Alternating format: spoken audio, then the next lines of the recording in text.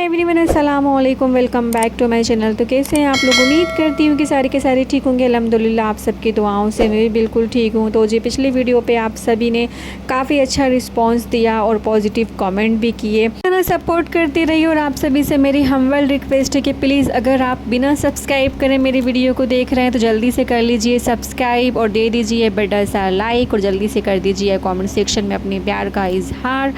और जी आप सभी से आज मैं बात करना चाहूँगी दलजीत कौर के बारे में। दलजीत कौर की सेकंड मैरिज हो गई थी निक पटेल से और उन्होंने मैरिज करते टाइम यही कहा था कि इंसान को किसी के लिए रुक जाना नहीं चाहिए। ज़िंदगी जीने का और चलते रहने का नाम है। किसी के जाने से हमारी ज़िंदगी ख़त्म नहीं हो जाती। अगर एक बार कोई चीज़ गलत हो जाए तो ज़िंदगी में टेक 2 भी ज़रूरी है। और उन्होंने सेकंड मैरिज कर ली थी निक पटेल से, जो कि केनिया से थे, मतलब विदेशी थे, हिंदुस्तानी नहीं थे। और उनकी 2 बेटियां भी थीं। लेकिन शादी के कुछ टाइम बाद ही पता चला कि ये शादी सिर्फ इंडिया में ही वैलिड थी, वहाँ पर ये शादी वैलिड नहीं थी क्योंकि निक पटेल का डाइवोर्स नहीं हुआ था। लेकिन हिंदुस्तानी रीति रिवाज के साथ ये शादी हुई थी तो ये शादी तो मानी जाएगी।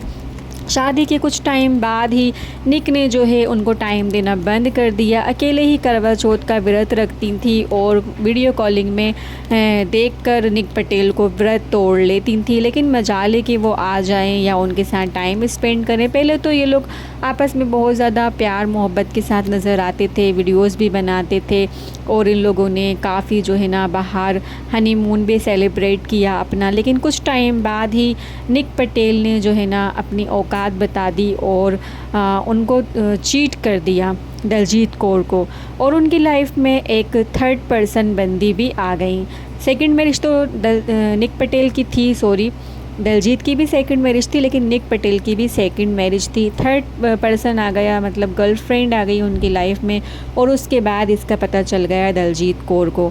दलजीत कौर क्योंकि पहले ही इंडस्ट्री में काम कर चुकी हैं और फेमस भी हैं, अच्छी खासी पढ़ी लिखी हैं, तो उन्होंने स्टैंड लेना ज़रूरी समझा। उसके बाद वो आ गई वापस इंडिया।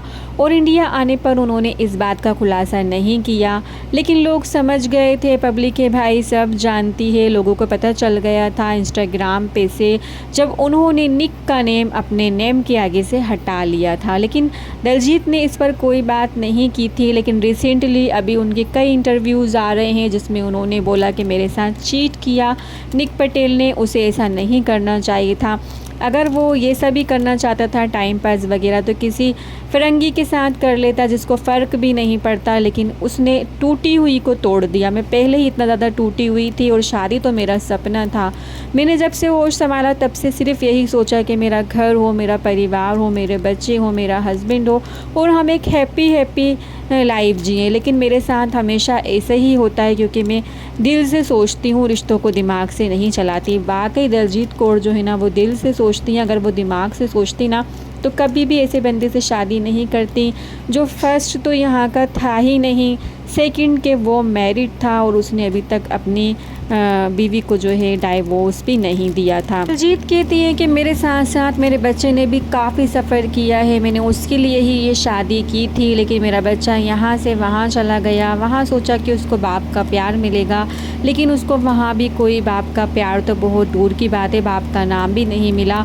और मुझे उसको वहाँ से लेकर यहाँ आना पड़ा। अब वो मुझसे पूछता है मामा ये सब क्या हो रहा है, तो मैं उसे बड़े ही प्यार से समझाती हूँ और वो मान जाता है, मुझसे कोई ज़िद नहीं करता।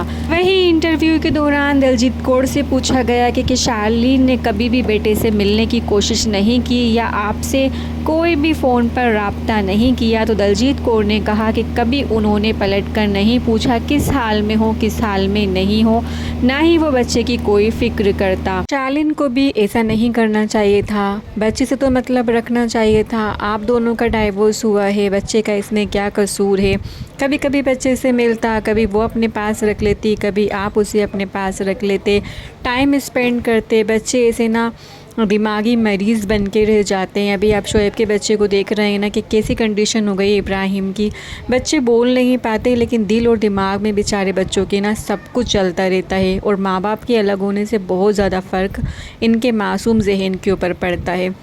पूरी लाइफ जो है ना इसी बात को लेकर ये अंदर ही अंदर घुटते रहते हैं। वही हमें दिलजीत जैसी लड़कियों को देख के सबक और सीख लेनी चाहिए कि कभी भी किसी भी अनजान इंसान पे भरोसा नहीं करने चाहिए। हालांकि ये लोग 1 साल से एक दूसरे को जानते थे, डेट कर रहे थे एक दूसरे को, लेकिन इतना भी जानना काफ़ी नहीं होता।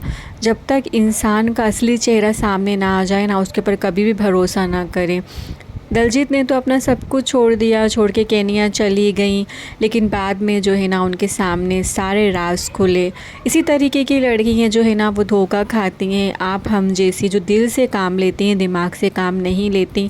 पहले होता था ऐसा कि रिश्ते दिल से बनाए जाते थे, लेकिन अब ना कलयुग का दौर है। अब रिश्ते दिल से नहीं दिमाग से बनाने चाहिए, ख़ासकर मियाँ बीवी का रिश्ता। हर चीज़ देखें, हर चीज़ की छान पटक कर लें पहले। ये जो आपसे बात कर रहा है, जो आपके दिल में है, क्या वाकई आप भी उसके दिल में उतना ही हो? क्या वाकई आपको वो उतनी ही इम्पोर्टेंस देता है जितना आप उसे देते हो? मुझे लगता है भाई अब तो लड़कियों को एक चीज़ सीख लेनी चाहिए, जब तक शादी ना करें, जब तक के सामने वाला बंदा ना आपके नाम जो है ना अपना घर ना कर दे। क्योंकि चलो दिलजीत तो ऐसा था कि एक्ट्रेस थी और माँ बाप का भी सपोर्ट इनके साथ है। इनके फादर ने कहा कि घबराओ नहीं, जिस तरह मैंने तुम्हें यहाँ से सब कुछ तुम्हारे बैग वगैरह पैक करके पहुँचाए थे ना, ये सब अनपैक भी मैं करवाऊँगा। आज भी तुम्हारे लिए घर के दरवाज़े खुले हैं। तो हर किसी की किस्मत दिलजीत जैसी नहीं होती। हम मिडिल क्लास लड़कियां, गरीब घर की लड़कियां बहुत सफ़र करती हैं। इसलिए पहले देख लो भाई, मेरा तो ये कहना है कि सबसे पहले ना एक छोटा सा कमरा जो है ना वो अपने नाम करा लो। भाई ये मुझे दे दो तो मैं ही आपसे शादी करूँगी, वरना मैं तो होमलेस हो जाऊँगी।